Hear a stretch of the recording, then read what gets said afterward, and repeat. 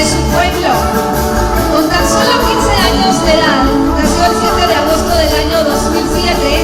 Ella ha tenido la oportunidad de participar en este evento, el evento de belleza más importante de la aldea Loquina. Así que por esta situación vamos a brindarle nuevamente fuertes aplausos.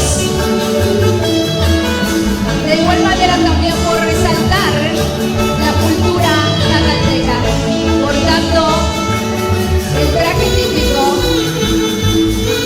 de Cacalterango, y por supuesto no podía hacer falta un hermoso son para acompañar esta coreografía.